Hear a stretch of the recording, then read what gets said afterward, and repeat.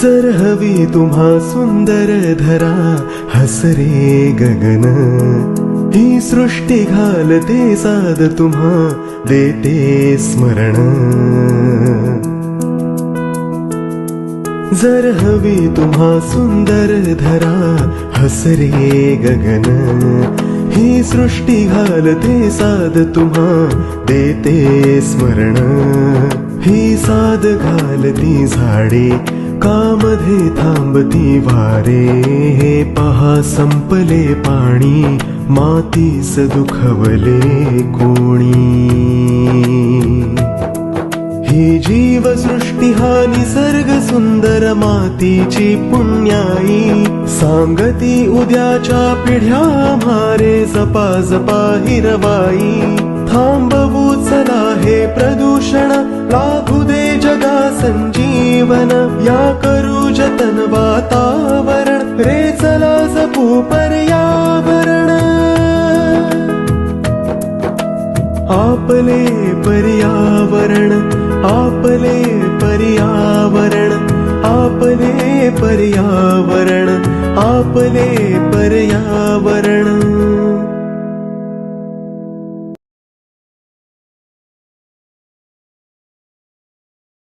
नमस्कार. पर्यावरण दक्षता मंडळ आणि ठाणे महानगरपालिका आयोजित ऑनलाईन खुली पर्यावरण शाळेच्या आजच्या 7व्या सत्रामध्ये मी किमया नेरुरकर आपल्या सर्वांचं मनापासून स्वागत करते. ही खुली पर्यावरण शाळा पर्यावरण शिक्षण, संवर्धन आणि जनजागृती या क्षेत्रात काम करणाऱ्या पर्यावरण दक्षता मंडळाच्या उपक्रमामधला एक उपक्रम आहे असं आपण म्हणू शकतो. पर्यावरण दक्षता मंडळ गेली 25 वर्ष पर्यावरण शिक्षण, संवर्धन आणि जनजागृती या क्षेत्रात कार्यरत आहे हे आपल्या सगळ्यांनाच माहिती आहे. पर्यावरण दक्षता मंडळाचे अनेक इनिशिएटिव्ह आहेत, ज्यापैकी एक म्हणजे ग्रीन शॉपिंग. भारताच्या ग्रामीण भागातील स्वयंसेवी संस्थांना त्यांनी तयार केलेली पर्यावरण पूरक उत्पादने विकण्यासाठी एक व्यासपीठ म्हणून ग्रीन शॉपी हा पर्यावरण दक्षता मंडळाचा उपक्रम कार्यरत असतो. स्वयंसेवी संस्थांना त्यांची पर्यावरण पूरक उत्पादने विकण्यासाठी सक्षम होण्यासाठी एक व्यासपीठ उपलब्ध करून देणे आणि ग्राहकांना अस्सल पर्यावरण पूरक उत्पादने मिळवून देणे यासाठी ही शॉपी कार्यरत आहे. 2012 सालापासून 2 NGO बरोबर ग्रीन शॉपीचा हा प्रवास सुरू झाला आणि आता 30 पेक्षा जास्त NGO बरोबर संपर्क साधून 100 पेक्षा अधिक उत्पादने आपल्या या ग्रीन शॉपीमध्ये आपण बघू शकतो.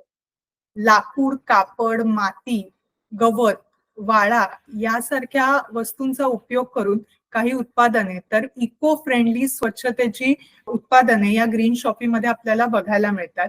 आपण स्क्रीनवर काही गोष्टी बघू शकतो, ज्यामध्ये वाळ्याचा गणपती किंवा वाळ्याचा हाताने वारा घेणारा पंखा, अगरबत्ती किंवा वारली पेंटिंग केलेलं लाकडाचं की होल्डर, नीम कोंब, वाळ्याचे स्क्रबर, टोपी, चप्पल किंवा लाकडाचा स्टँड यासारख्या अनेक गोष्टी आपल्याला या ग्रीन शॉपीमध्ये मिळू शकतात. ठाण्याच्या दादोजी कोंडदेव स्टेडियम मधील गाळा नंबर 15 मध्ये आपली ही ग्रीन शॉपी आहे, तेव्हा तुम्ही नक्की आपल्या ग्रीन शॉपीला भेट द्या.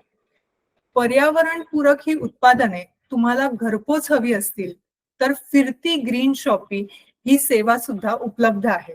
तेव्हा अधिक माहितीसाठी आपल्या व्हॉट्सअप ग्रुपवर या संबंधित मी पोस्ट किंवा नंबर देईनच, तेव्हा नक्कीच जास्तीत जास्त ग्रीन शॉपीच्या उत्पादनांचा तुम्ही लाभ घ्यावा अशी तुम्हाला विनंती आहे. सेशन मध्ये पुढे जाताना मला सांगायला आवडेल की आपण प्रत्येक सेशन झाल्यावर एखादी ऍक्टिव्हिटी किंवा क्वेश्चन देतो, ज्याची उत्तरं पार्टिसिपेंट्स आपल्याला लिहून पाठवतात. यावेळी रागिणी भावे मॅडमनी आपल्याला मागच्या सेशनची झालेल्या प्रश्नांची उत्तरं पाठवली आहेत, त्याबद्दल त्यांचे धन्यवाद. आणि इतर सर्वांनाही विनंती आहे की आपल्या प्रत्येक सेशन नंतर असणारी ऍक्टिव्हिटी किंवा प्रश्नांची उत्तरं देऊन त्यांनी जास्तीत जास्त या सेशन मध्ये सहभाग घ्यावा. ऑनलाईन खुल्या पर्यावरण शाळेचं हे संपूर्ण वर्षभराची सत्र पूर्ण झाल्यावर आपल्याला एक सर्टिफिकेट देण्यात येईल, तेव्हा आपल्या मित्रमैत्रिणींपर्यंत किंवा नातेवाईकांपर्यंत ऑनलाईन खुली पर्यावरण शाळा हा उपक्रम तुम्ही पोचवावा. आजच्या ऑनलाईन खुल्या पर्यावरण शाळेचं 7वं सेशन आपण आयोजित केलं आहे, ज्याचं नाव आहे पर्यावरणपूरक होळी आणि नैसर्गिक रंग. या सेशन बद्दल किंवा या सत्रामध्ये आपल्याला मार्गदर्शन करण्यासाठी वक्त्या म्हणून लाभलेले आहेत रुपाली शाईवाले मॅडम. मी मॅडमचा थोडक्यात परिचय किंवा ओळख करून देते. मॅमनी एन्व्हायरमेंट अँड डेव्हलपमेंट या विषयामध्ये पोस्ट ग्रॅज्युएट डिप्लोमा केला आहे. पर्यावरण दक्षता मंडळाच्या पालवी या प्रकल्पामध्ये प्रोजेक्ट मॅनेजर म्हणून कार्यरत आहेत. तसेच गेली 12 वर्ष कल्याण डोंबिवली भागातील मुलांसाठी किंवा हाऊसिंग सोसायटीजमध्ये क्लबमध्ये अनेक quiz competition, plantation drive, exhibitions आणि waste management, eco friendly festivals, wetlands, mangrove conservation, environment days यासारख्या विषयांवर सेशन्स आयोजित केलेली आहेत. त्यामुळे फार वेळ न घेता आता मी मॅमना आपलं सेशन सुरू करण्याची विनंती करते. हॅलो, नमस्कार सगळ्यांना. आजचा आपला विषय आहे पर्यावरण सहयोगी होळी आणि त्या अनुषंगाने आपल्याला जे काही ऍक्टिव्हिटी बघायची आहे किंवा त्याच्याशी रिलेटेड आपण माहिती जाणून घेण्याचा प्रयत्न करूयात. मी माझ्याकडनं मला जेवढी काही माहिती आहे या विषयीची देण्याचा प्रयत्न करीन आणि सेशनच्या शेवटी आपण तुमच्या सगळ्यांचे काही प्रश्न असतील तर ते घेऊयात. आजच्या आपल्या सेशनचं टायटल पर्यावरण पूरक होळी आणि रंगपंचमी. तर मी त्याच्यामध्ये थोडासा बदल करू इच्छिते. होळी आणि रंगपंचमी हे सण पर्यावरण पूरक असू शकतील का, त्याऐवजी आपण पर्यावरण सहयोगी म्हणूयात त्यांना. तुम्हाला सगळ्यांनाच माहिती, तुम्ही सगळेजण वाट बघत आहात कधी रविवारी होळी येते, त्याच्यानंतर कधी धुलीवंदनाचा सण आपण साजरा करतोय. तर होळी हा सण हा आपल्याला वसंत ऋतूच्या आगमनाचं चाहूल देतं. वसंत ऋतूचं आपण स्वागत करत असतो ह्या दरम्यान. तुम्हाला सगळ्यांनाच माहितीये की ह्या दरम्यान अनेक झाडांना खूप सुंदर सुंदर रंगीबिरंगी फुलं येत असतात. तसंच ती फुलं येण्याच्या आधी त्यांची पानगळ झालेली असते. फाल्गुन महिन्याच्या पौर्णिमेला आपण होळी हा सण साजरा करतो. याला अनेक भागात वेगवेगळी नावं आहेत. कोकणामध्ये ह्याला आपण शिमगा म्हणतो, तसंच हुताशनी पौर्णिमा असं सुद्धा त्याला म्हटलं जातं. तर होळी हा सण साजरा करण्यामागचं काही पौराणिक आधार आहेत, काही आपल्याकडे प्रचलित गोष्टी आहेत. तर नॉर्मली कसं असतं की माणसाला गोष्टी आवडत असतात, त्याच्यामुळे ह्या सणासाठी सांगितली जाणारी होलिका राक्षसीची कथा ही सगळ्यांना तुम्हाला माहिती आहे. तसंच ह्याच्यामध्ये तुम्हाला सगळ्यांना माहिती आहे की आपली ही जीवसृष्टी आहे, ह्याच्या निर्मितीमध्ये पंचमहाभूत आहेत. पंचमहाभूतांमुळे आपल्या या जीवसृष्टीची निर्मिती झाली आहे आणि ह्या जीवसृष्टीचं निर्मिती पृथ्वी या तत्वाचं आहे. म्हणजे पृथ्वीला आपण आई मानतो त्या दरम्यान. तर या सगळ्या पृथ्वीवरती जीवसृष्टीचा भाग असलेला मनुष्य प्राणी हा बुद्धिवान आहे आणि म्हणूनच या बुद्धिवान प्राण्याने आपल्या या पंच महाभूतांपैकी प्रत्येक जे तत्व आहे त्याची पूजा आपण पूर्ण आपल्या 12ही महिन्यामध्ये कधी ना कधीतरी करत असतो. तर अग्नी या तेज तत्वाची पूजा म्हणून सुद्धा आपला हा होळी हा सण साजरा केला जातो. होळी ह्या सणाच्या दुसऱ्या दिवशी धुलीवंदन किंवा धुळवड हा सण साजरा केला जातो. होळीच्या दरम्यान आपण जे काही वनस्पती आहेत, म्हणजे त्याच्यामध्ये परंपरेने औषधी वनस्पती वापराव्यात असं सांगितलं जातं. हळूहळू त्यांची जागा रासायनिक रंगाने घेतलेली आहे आणि होळीमध्ये सुद्धा तुम्हाला सगळ्यांना माहिती आहे की होळीचं साजरीकरण आपण करत असतो तेव्हा जे काही लाकूड फाटा असतो त्याचं आपण ज्वलन करतो. ते ज्वलन होत असताना अनेक विषारी वायू हे आपल्या हवेमध्ये पसरत असतात.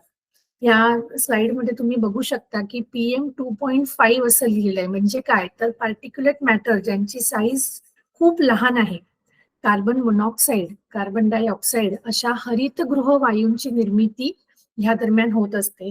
आणि हे हरितगृह वायू काय करतात, तर हे हरितगृह वायू आपल्या परिसराचं, आपल्या आजूबाजूचं तापमान वाढ करण्यासाठी ते कारणीभूत ठरतात.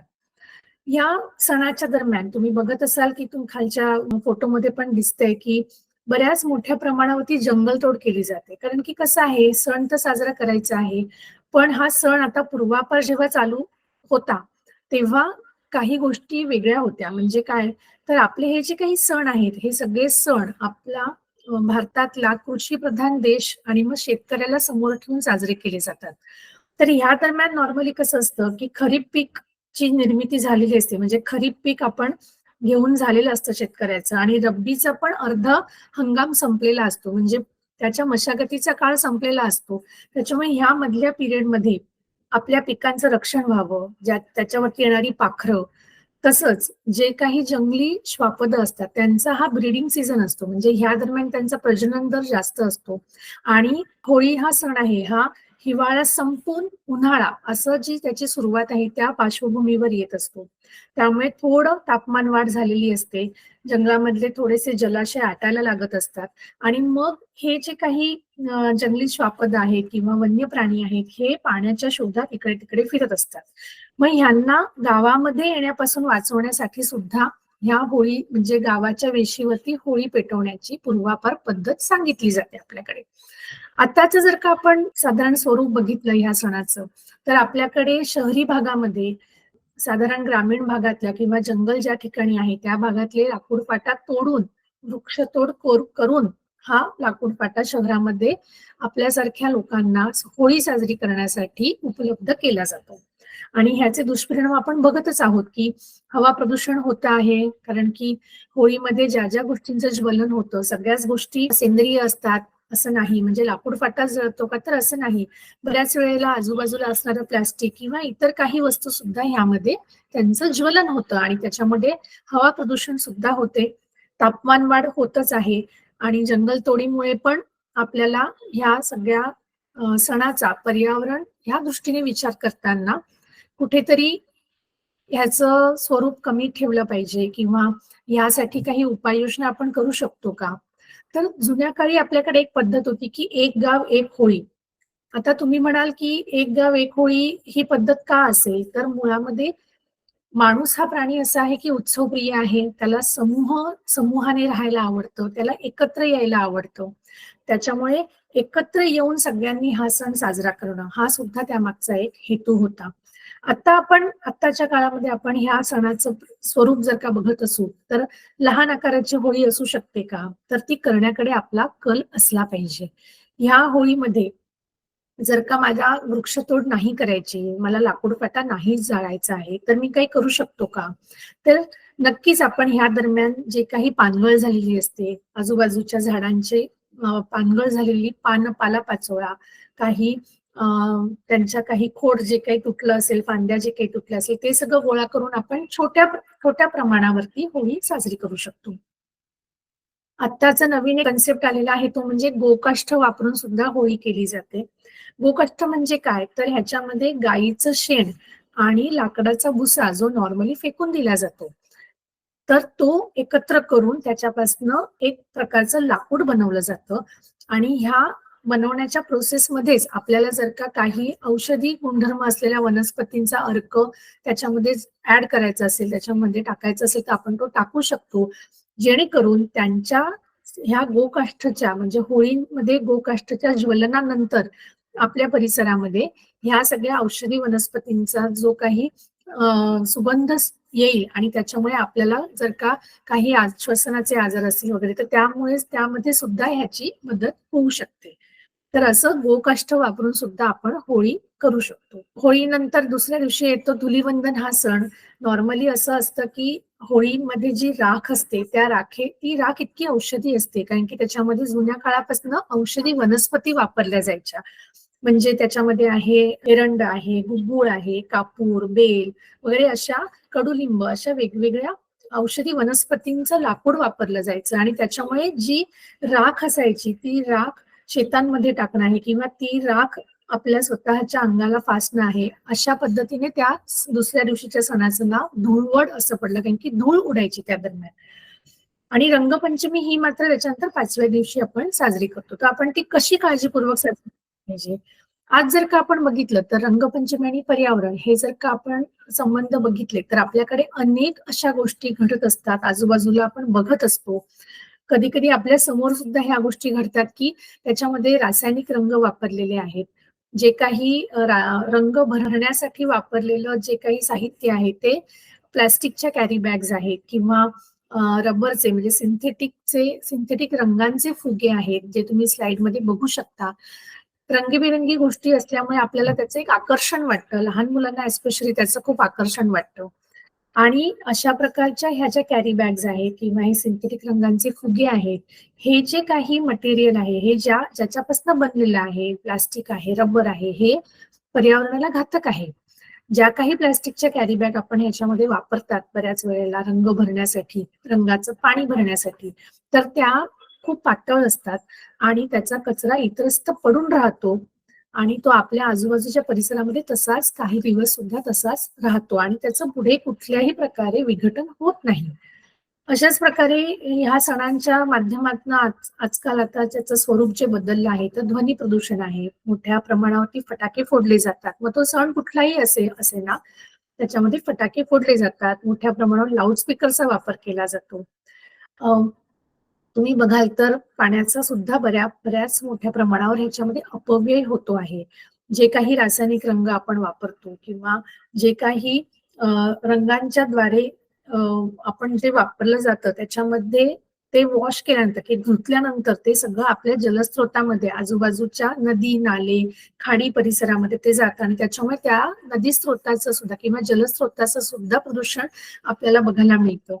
अनेक रासायनिक विषारी रसायने ह्या पाण्यामध्ये तशीच राहतात कारण की त्याचं पुढे काहीही होत नाही आणि त्याच्यामुळे ते आपल्या आजूबाजूच्या जलस्रोतामध्ये त्याच मात्रेमध्ये तसेच विषारी रसायने राहतात आणि त्याचा आपल्याला दूरगामी परिणाम आपल्यावरती होत असतो. अनेक रासायनिक रंग ह्या निमित्ताने बाजारामध्ये उपलब्ध असतात आणि ते वापरले जातात. या सगळ्या रंगांमध्ये म्हणजे आता काळा रंग आहे, हिरवा रंग आहे, सिल्व्हर कलर म्हणून जो एक रंग आहे जो सगळ्यांना खूप आवडतो वापरायला, निळा रंग आहे, लाल रंग आहे, असे जे काय म्हणू आपण त्याला डार्क रंग, ब्राईट कलर्स असतात हे वापरले जातात. आणि या रासायनिक हे जे रंग आहेत हे हानिकारक असतात. का? कारण की त्याच्यामध्ये असे काही रासायनिक गोष्टी आहेत, असे काही रासायनिक गुणधर्म आहेत त्याच्यामधले की त्याच्यामुळे आपल्या शरीरावरती किंवा शरीराच्या आतमध्ये काही विष जाण्याची शक्यता असते. याच्यामध्ये अभ्रक म्हणजे आपण ज्याला मर्क्युरी किंवा पारा असं म्हणतो, काही आम्ल, ऍसिडिक प्रॉपर्टीज असलेले काही पदार्थ, अल्कली किंवा काचेचे तुकडे, बऱ्याच वेळेला हे जे काही मध्ये रंग मिळतात त्याच्यामध्ये त्याला चकाकी असते. ती चकाकी कशामुळे असते तर त्याच्यामध्ये हे अगदी बारीक पूड करून त्याच्यामध्ये मिसळलेली असतात. ह्याच्यामध्ये हे जे काही अभ्रक वगैरे जे आहे ही सगळे विषारी धातू आहेत आणि रसायनं आहेत ही सगळी त्याच्यामध्ये मिसळलेली असतात. त्याच्यामुळे ती आपल्याला गडद कलर दिसतात त्यांचे आणि त्याच्याचमुळे आपण त्यांचा वापर करतो. पण ही रासायनिक हे जे रंग आहेत हे आपल्याला तुम्ही बघू शकता स्लाइडमध्ये की प्रत्येक रंगामुळे आपल्याला काही ना काहीतरी शारीरिक आपल्या शरीरावरती काही ना काहीतरी परिणाम होताना दिसतो आहे. काळा रंग आहे त्याच्यामध्ये लेड ऑक्साईड आहे. लेड हा जड धातू आहे, त्याच्यामुळे किडनी निकामी आपली होऊ शकते. कॉपर सल्फेट हा रंग ज्याच्या हिरव्या रंग मध्ये कॉपर सल्फेट असतं. हा जर का रंग आपल्या डोळ्यांमध्ये गेला किंवा आपल्या शरीरावरती आपण अप्लाय केला तर त्याच्यामुळे जी काही जळजळ होते, त्याच्यामुळे खाज येणं, त्याच्यानंतर लालसरपणा येणं, असे काही त्याच्यामुळे आपल्याला दुष्परिणाम आपल्याला भोगावे लागतात. अल्युमिनियम ब्रोमाइड हा हे जे रसायन आहे हे सिल्वर रंगामध्ये म्हणजे चांदीच्या रंगामध्ये आहे. तर या रासायनिक गोष्टीमध्ये, या रासायनिक मूलद्रव्यामध्ये कार्सिनोजेनिक प्रॉपर्टीज आहेत.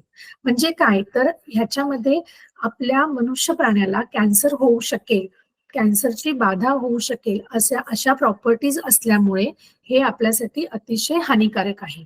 निळ्या रंगामध्ये कॉपर आहे ज्याच्यामुळे सुद्धा आपल्याला त्वचारोग होऊ शकतो. आपल्याकडे जे काही रंग, जे गडद रंग आहेत त्याच्यामध्ये रसायनं वापरली गेली आहेत, त्या सगळ्या रासायनिक द्रव्यांचा आपल्या शरीरावरती दूरगामी किंवा लगेचच दिसून येणारे परिणाम असे वेगवेगळ्या प्रकारचे परिणाम आपल्याला ह्याच्यामध्ये दिसून येतात. आणि बऱ्याच वेळेला असं असतं की जे काही रासायनिक गोष्टी आपल्या शरीराला हानिकारक आहेत त्याच्यामुळे ते हानिकारक हे दृश्य परिणाम दिसल्यानंतरच आपण ते वापरण्याचं थांबतो. ह्याच्यामध्ये किडनी निकामी होणं हे लगेचच दिसून येणारा परिणाम नाहीये, हा दूरगामी परिणाम आहे. डोळ्यांचे आजार, काही काही वेळेस तात्पुरतं अंधत्व येतं. मी मगाशी सांगितलं तसं ह्या रंगांमध्ये काचेचे बारीक कण असतात. तुम्ही एक विचार करा की असा जर का रंग आपल्या डोळ्यामध्ये गेला, डोळ्यामध्ये आपण काहीही गेलं तर आपण थोडासा डोळा चोळतो आणि त्याच्यामुळे हे जे काचेचे कण त्याच्यामध्ये आहेत ते कण सुद्धा आपल्या डोळ्याच्या नाजूक त्वचेवरती घासले जातात आणि त्याचे ओरखडे आपल्या डोळ्याच्या आतल्या बाजूला उमटतात. त्याच्यामुळे आपल्याला तात्पुरतं किंवा कायमचं अंधत्व येऊ शकतं. त्यामुळे आपण त्याची काळजी घेतली पाहिजे. हा झाला आपल्या शरीरावरती होणारा परिणाम. पण माझ्या परिसरातली हवा, माझ्या परिसरातलं पाणी आणि माझ्या परिसरातली माती हे नैसर्गिक संसाधनं सुद्धा ह्या रासायनिक रंगांमुळे प्रदूषित होत आहेत आणि त्याची सगळ्यात जास्त काळजी मला घेणं आवश्यक आहे. मग ह्याच्यावर काही उपाययोजना आहे का? मग हे रंग जर का मला दुसरे काही रंग माझ्यासाठी अवेलेबल असतील की जे रंग, ज्या रंगांमुळे मला अशा कुठल्याही प्रकारच्या आजाराला किंवा अशा कुठल्याही प्रकारच्या हानिकारक परिणामांना मला सामोरं नसेल जायचं, तर आम्ही काय करायला हवं? तर आपण असे नैसर्गिक रंग बनवायला शिकू शकतो किंवा हे नैसर्गिक रंग आपण उपयोगामध्ये आणू शकतो. स्वतःचे नैसर्गिक रंग स्वतःच तयार करूयात. तुम्ही बघू शकता इथे जेवढं काही आम्ही दाखवण्याचा प्रयत्न करतो आहोत, जे काही पदार्थ आपण ह्याच्यामध्ये वापरतो, उदाहरणार्थ काही पानं वापरतोय, काही फुलं वापरतोय, ही सगळी ऑर्गॅनिक आहेत, म्हणजे सेंद्रिय आहेत. ह्याच्यापासून आपल्याला शरीराला कुठलीही हानी होणार नाही आहे. आपल्या परिसरामध्ये, आपल्या बाल्कनीमध्ये किंवा आपल्या जवळपासच्या बिल्डिंग खाली सोसायटीमध्ये जे काही लगेचच उपलब्ध होणारे जे काही फुलं आहेत, त्यांच्या पाकळ्यांपासून आपण हे रंग बनवू शकतो. आपल्याकडे बऱ्याच वेळेला आपण काथ, चंदन, तांदळाचं पीठ, हरभऱ्याचं पीठ असं सगळं आपण किचनमध्ये काही गोष्टी ह्या वापरतो. त्यांचा सुद्धा वापर आपण ह्या नैसर्गिक रंग बनवण्यामध्ये वापरू शकतो. केमिकल आधारित रंगांना ह्यासाठीच आपल्याला टाळायचं आहे, कारण की ते आपल्याला हानिकारक आहेत. आणि मग काय करायचं, तर आपण ह्या नैसर्गिक घरगुती रंगांनी होळी खेळूयात. असे रंग की जे मी माझ्या घरी स्वतः माझ्या हाताने बनवू शकते आणि त्याचा निर्मितीचा पण एक आनंद आपण घेऊ शकतो. आपण काही रंग बनवण्याच्या कृती थोडक्यात बघूयात. ह्याच्यामध्ये आपण जे जे काही मटेरियल वापरलेलं आहे ते सगळं मटेरियल साधारण, म्हणजे आता मी जेव्हा तुम्हाला काही कृती सांगते आहे तर सुरुवातीला आपण कोरडे रंग कसे बनवायचे हे बघू. त्याच्यामध्ये जे काही पानं वापरली आहेत, फुलं वापरली आहेत किंवा आता आपण इथे बीट पण वापरलं आहे, तर बीटचं साल आहे, पालकाची पानं आहे किंवा कोथिंबिरीची पानं आहेत, अशी वेगवेगळे जे काही मटेरियल आपण वापरणार असू, तर कोरडे रंग बनवण्यासाठी हे सगळं मटेरियल नॉर्मली जे कोणी हे मॅन्युफॅक्चरर्स असतात ते साधारण 5 ते 6 महिने आधीपासून ह्याच्यावरती काम करतात. हे सगळं मटेरियल एकदा सगळ्या एका ठिकाणी गोळा करायचं आणि प्रत्येक मटेरियल आपल्याला पंख्याच्या हवेमध्ये वाळवायचं आहे. हे जर का तुम्ही सूर्यप्रकाशामध्ये वाळवलं तर ते सगळं मटेरियल, म्हणजे पालकाची पानं वेगळी ठेवलेली असतात, बिटाचं साल आपण वेगळं ठेवलेलं असतं, गुलाबाच्या फुलांच्या पाकळ्या वेगळ्या ठेवलेल्या आहेत. पुढे जाऊन आपण झेंडूची फुलं वापरणार आहोत, तर झेंडूच्या फुलांच्या पाकळ्या पण वेगळ्या ठेवायच्या आहेत. तर ह्या सगळ्या गोष्टी आपल्याला पंख्याच्या हवेमध्ये वाळवायच्या आहेत. जर का आपण सूर्यप्रकाशात वाळवल्या तर त्या पूर्णपणे काळ्या पडतील, सगळ्यांचा एकच आपल्याला काळा रंग मिळेल. परंतु आपल्याला वेगवेगळे रंग हवे असतील तर ते आपल्याला वेगवेगळे ठेवून आपल्याला बंद खोलीमध्ये पंख्याच्या वाऱ्यामध्ये आपल्याला ते वाळवायचे आहेत, जेणेकरून त्याचं त्यांचा जो ओरिजिनल रंग आहे, मूळ रंग आहे तो तसाच राहील. हे वाळल्यानंतर साधारण 3 महिन्यामध्ये हे इतके चांगले कुरकुरीत वाळतात की जेणेकरून आपल्याला ह्याची पूड करता येते. ह्याची पूड नॉर्मली आपण आपल्या घरातलं मिक्सर, ग्राइंडर वगैरे वापरून आपण ह्याची पूड करू शकतो. पूड करत असताना जर का आपण त्याच्यामध्ये थोडंसं तांदळाचं पीठ घातलं किंवा पिवळा बेस असेल, अशा रंगांमध्ये जर का आपण हरभऱ्याचं पीठ घातलं तर त्याला खूप चांगला घट्टपणा येतो त्या, आणि मग असे रंग वापरायला खूप सोपे जातात. तर आपण हिरव्या रंगाचं बघूयात. पालकाची पानं किंवा तुमच्या परिसरामध्ये उपलब्ध अशी कुठलीही वनस्पती जी तुमच्या शरीराला हानिकारक नाही आहे हे तुम्हाला माहिती आहे, अशी पानं आपण त्यांची जर का ओला रंग बनवायचा आहे तर ती पानं आपण थोडीशी भिजवून ठेवली आणि मिक्सर ग्राइंडरला लावून गाळून जर का घेतलं तर त्याच्यापासून तुम्हाला हा हिरवा रंग तयार झालेला मिळेल. लाल रंग तयार करायचा असेल तर असंच आपल्याला आपल्या आजूबाजूला लाल रंगाचं काय काय मिळू शकतं आपल्याला. तर शक्यतो आपण निसर्गातले असे घटक ज्याच्यामध्ये पान आणि फूल इन्व्हॉल्ड आहे किंवा पानं आणि फुलांपासूनच आपण शक्यतो बनवण्याचा प्रयत्न करूयात. कारण की आपण जर का अन्न म्हणून ज्या गोष्टींचं प्राशन करतो, उदाहरणार्थ आता पालकाची पानं आहेत किंवा टोमॅटो आहे, डाळिंब आहे, ह्या गोष्टी काही जणांना आपल्याकडे खायला सुद्धा मिळत नाही. अशा गोष्टींचा रंग बनवण्यापेक्षा आपण अशा गोष्टींचा रंग बनवू की ज्या गोष्टी आपण अन्नग्रहण मध्ये नाही वापरत आहोत, आपण आपल्या खाण्यामध्ये नाही वापरत आहोत. तर अशा प्रकारे आपण ह्या लाल रंग सुद्धा बीटापासून बनवू शकतो. बीटाची सुद्धा सालं तुम्ही काढून घेतली, नॉर्मली बीट खाल्लं जातं, तर बीटाची सालं जरी आपण ह्याच्यासाठी वापरली तरी चालणार आहे. ती आपण असंच भिजवून ठेवून मिक्सरला लावून त्याची छान पेस्ट तयार होते आणि ह्याचा रंग तुम्हाला सगळ्यांना माहिती आहे, आपण साल काढत असतानाच किंवा बीट चिरत असतानाच आपल्या हाताला खूप सुंदर रंग त्याचा लागत असतो. त्याच्यानंतर पिवळा रंग जर का आपल्याला बनवायचा आहे तर पुन्हा पिवळ्या झेंडूची फुलं, त्याच्यानंतर हळद. तुम्हाला सगळ्यांना माहिती आहे की हळद ही खूप औषधी पण आहे.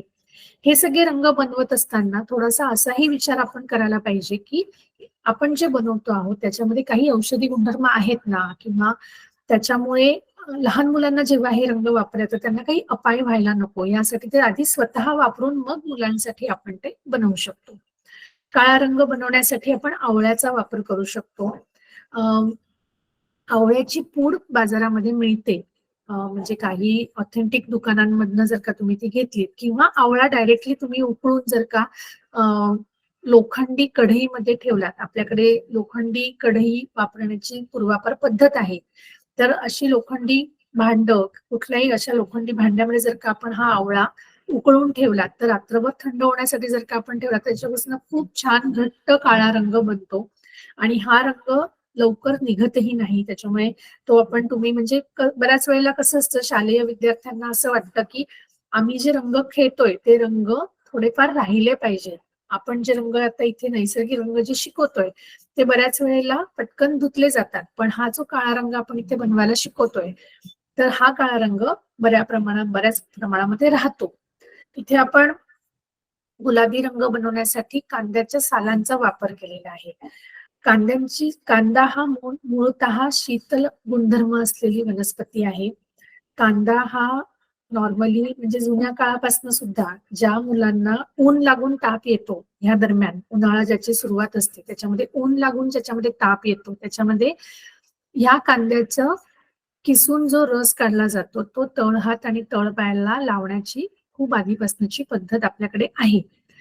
तसंच ही जी सालं आहेत ह्यांच्यामध्ये सुद्धा कूलंट म्हणजे शीतल गुणधर्म असल्यामुळे आपण ही सालं हा रंग बनवण्यासाठी वापरू शकतो.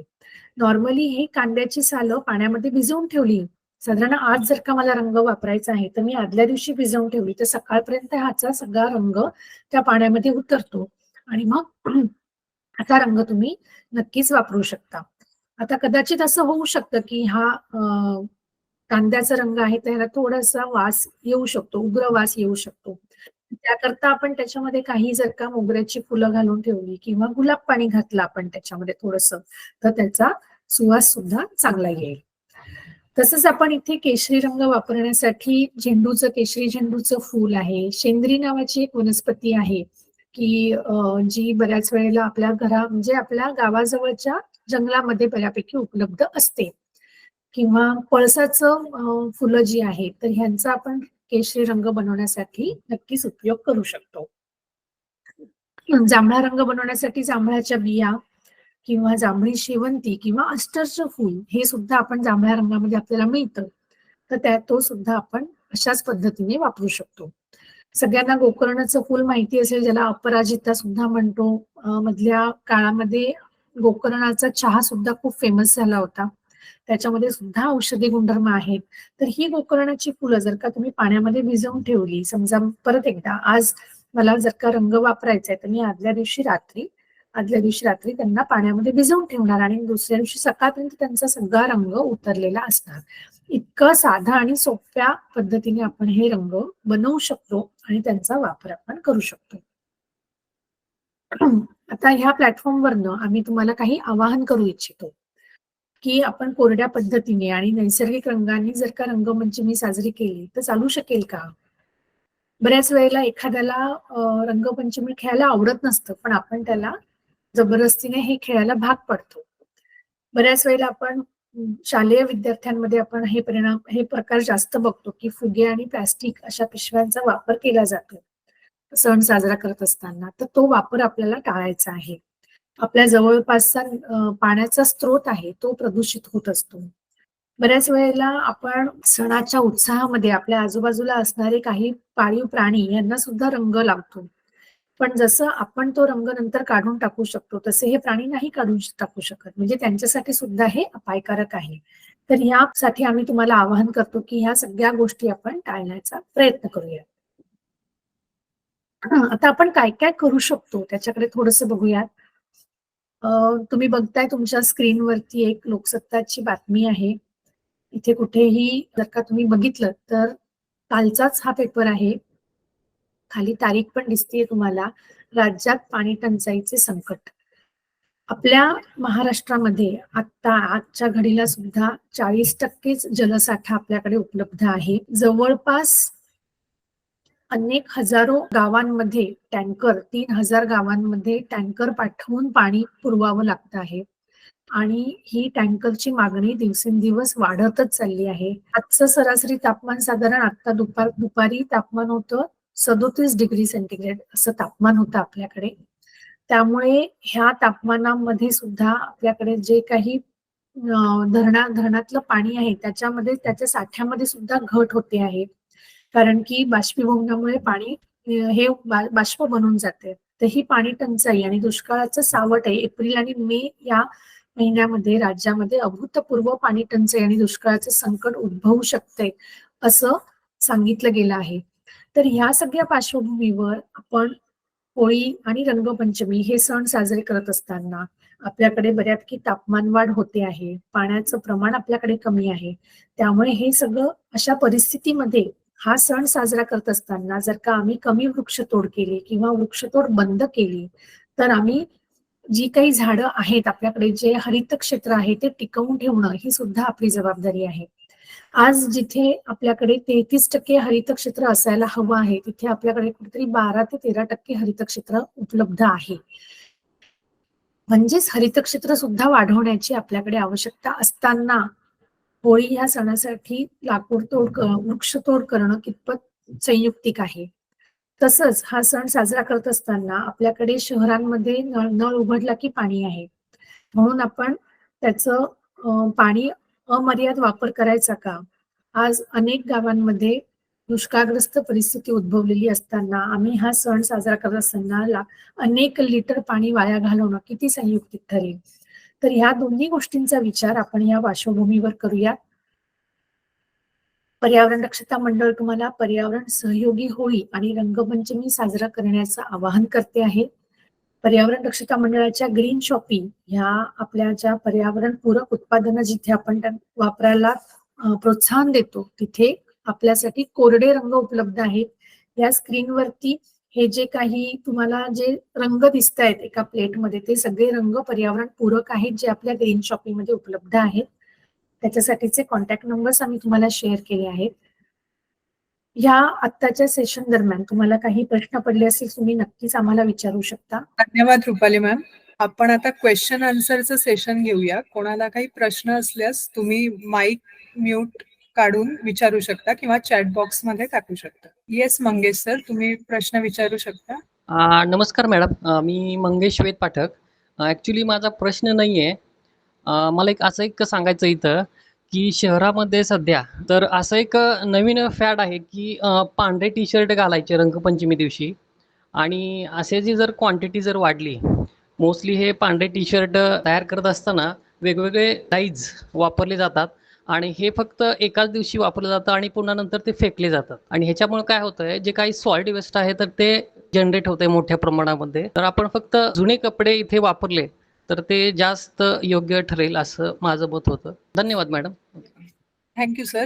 काय सर तुम्ही काही ऍड करू इच्छिता? कोरडे रंग आणि नैसर्गिक रंग वापरून होळी खेळली तरी जर ते डोळ्यामध्ये गेले रंग तर मला माझ्या मते त्रास तेवढाच होऊ शकतो जेवढा रासायनिक रंगाने. तुला काय मत आहे? सर माझ्या मते जे काही रासायनिक रंग आहेत त्याच्यामध्ये जड धातू आहेत, म्हणजे तुमचा जास्त अभ्यास आहे माझ्यापेक्षा, पण जड धातूंनी होणारे हानिकारक परिणाम यांच्यापेक्षा नैसर्गिक ज्या काही गोष्टी आपण वापरतो आहोत त्यांच्यापासून होणारे परिणाम हे दोन्ही जर का आपण तुलना केली तर नैसर्गिक वस्तू वापरून जो काही परिणाम साधलाय तो कम्पॅरेटिव्हली कमी असेल, तुलनात्मक दृष्ट्या त्याच्यामुळे कमी हानी होणार आहे. आणि बऱ्याच वेळा आपण ज्या काही गोष्टी आता आपण इथे वापरणार रंग वापरण्यासाठी हे करतो आहोत, उपलब्ध करतो आहोत, त्या बऱ्याचशा गोष्टींचा वापर आपण अन्न म्हणून सुद्धा, अन्न घटक म्हणून सुद्धा करतोय. त्याच्यामुळे ते आपल्या शरीराच्या आतमध्ये गेले तरी आपल्याला त्याच्यापासून काही हानी होणार नाहीये.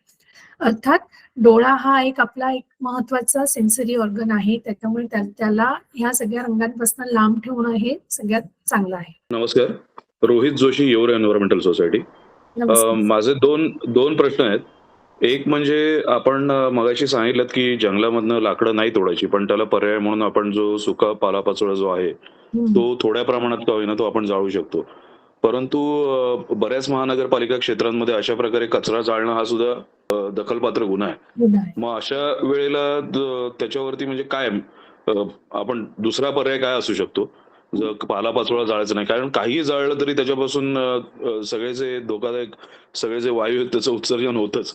त्यामुळे हे नाही जाळलं ते जाळलं, पण तो पर्याय म्हणून तरी कितपत योग्य आहे, हा पहिला प्रश्न. आणि दुसरा प्रश्न असा आहे की हे जे काही नैसर्गिक रंग आपण उपलब्ध करून देता त्याचं लॅब टेस्टिंग होतं का? म्हणजे उद्या समजा त्यांनी काही हानी झाली खरंच तर अल्टिमेटली दोषी कोणाला धरायचं? म्हणजे ज्यांच्याकडून आपण प्रोक्युअर करतो त्यांना, का जे विकतात त्यांना, का जे उपलब्ध करून देतात त्यांना? त्याची प्रोसिजर काय आहे? ओके, आपण पहिल्यांदा पहिल्या प्रश्नाकडे जाऊयात. तुम्ही म्हणताय तसं की सगळ्या महानगरपालिका क्षेत्रामध्ये अशा पद्धतीने कचरा जाळणं हा सुद्धा गुन्हा आहे. तर बरोबर आहे तुमचं सर, पण मी जे सांगितलं ते पालापाचोळा सांगितलं. आपण जो काही कचरा म्हणून असतो त्याच्यामध्ये प्लास्टिक आणि इतर अनेक गोष्टी आहेत ज्याच्यामध्ये थर्माकोल, प्लास्टिक जे आजूबाजूच्या परिसरामध्ये पडलेलं असतं ते जाळल्यामुळे हानिकारक वायूंची निर्मिती होतेच आहे. आणि कुठलाही पदार्थ जरी मी पालापाचोळा जरी सांगते आहे तरी तो जाळल्यामुळे सुद्धा थोडंफार प्रदूषण तर ते होणारच आहे. यासाठी मगाशी मी एक पर्याय सांगितला तो म्हणजे गोकाष्ठ, ज्याच्यामध्ये गाईचं शेण आणि त्याच्यामध्ये लाकडाचा भुसा मिसळून आणि त्याच्यामध्ये जे काही औषधी गुणधर्म असतील अशा गोष्टी म्हणजे कापूर आहे, गुगुळ आहे, कडुलिंबाचा अर्क आहे, असं सगळं घालून जर का आपण त्याच्यापासून होळी साजरी केली तर तुलनात्मक दृष्ट्या कमी वाईट परिणाम होतील. दुसरा प्रश्न, जे काही कोरडे रंग आमच्या ग्रीन शॉपीच्या माध्यमातून आपण उपलब्ध करून देतो तर त्याची लॅब टेस्ट झालेली असते, नक्कीच त्याची लॅब टेस्ट झालेली असते. त्याचा लॅब टेस्ट मधला 100% ऑर्गॅनिक रिपोर्ट आल्यानंतरच आम्ही ते आमच्या प्लॅटफॉर्मवरनं विक्रीला ठेवतो. Thank you madam. अजून कोणाला काही प्रश्न आहेत का? एकतर खरं तर आपल्याकडे काळा रंग तसा वापरला जात नाही, पण हे एक चांगलं आहे की आपण काळा रंग आवळ्यापासून तयार करतो आणि आवळा हे आपल्यासाठी खूप उपयुक्त असा घटक आहे, त्यामुळे ते चांगलंच आहे. आपल्या स्लाइडमध्ये असं लिहिलेलं होतं की रासायनिक रंग तेलामध्ये मिसळले तर आपल्याला ते अधिक घातक आहेत. पण सरास करून आपल्याकडे जेव्हा रंगपंचमी केली जाते तेव्हा लहान मुलं जेव्हा आई आपली बाहेर सोडते लहान मुलाला, तेव्हा सगळ्यात पहिल्यांदा अंगाला किंवा शरीराला त्याच्यात तेल लावून मगच सोडते.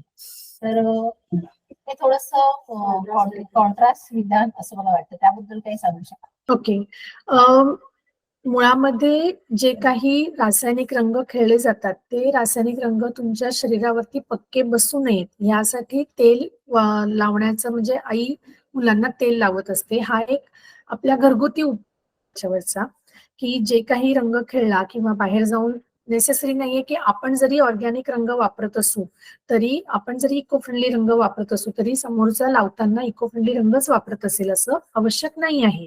त्यामुळे आपल्याकडे जुन्या काळापासून असं आहे चालू की तेल लावून गेलं की जो काही तुम्हाला रंग लावला जातो तो डायरेक्टली तुमच्यावरती पक्का बसणार नाही.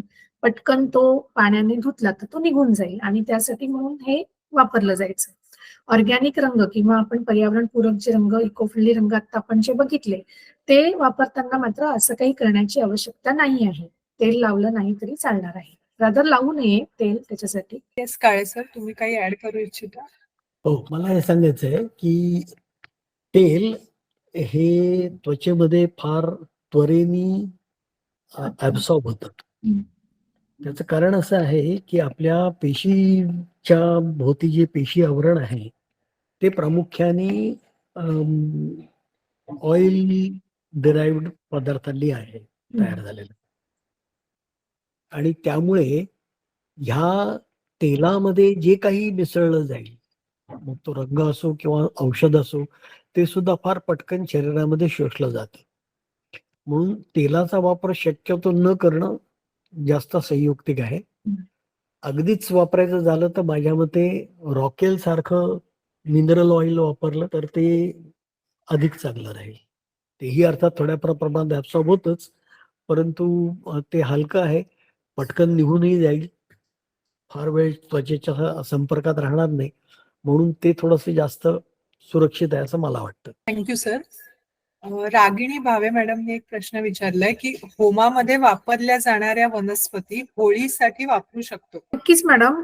मी मगाशी म्हटलं तसं गोकाष्ठ सुद्धा आजकाल होमामध्ये वापरतात आणि आपल्याकडे होमामध्ये वापरल्या जाणाऱ्या समिधा ज्या आहेत त्या सुद्धा आपण नक्कीच या होळीमध्ये वापरू शकतो. कारण की त्या बऱ्यापैकी तुम्हाला माहितीये गुगुळ, कापूर, बेलफळ ह्या सगळ्या वनस्पतींपासून बनलेले असतात आणि ज्याच्यामुळे जे काही परिसरामध्ये आपल्या पसरणारे जे वायू आहेत ते सुद्धा त्याचा जो सुगंध आहे तो चांगला येईल. हा एक भाग. मगाशी म्हटलं तसं कुठल्याही गोष्टी जाळल्या तर त्याच्यापासून थोडंफार तरी आपल्या पर्यावरणाला हानी पोहोचणारच आहे. त्याच्यामुळे लाकडापेक्षा वीट मऊ असं म्हणतो आपण, दगडापेक्षा वीट मऊ असं आपण जे म्हणतो तसं आहे. हे वापरलं किंवा हे वापरलं तरी थोड्याफार प्रमाणामध्ये आपण पर्यावरणाला हानी पोहोचवणार आहोत. Thank you very much ma'am.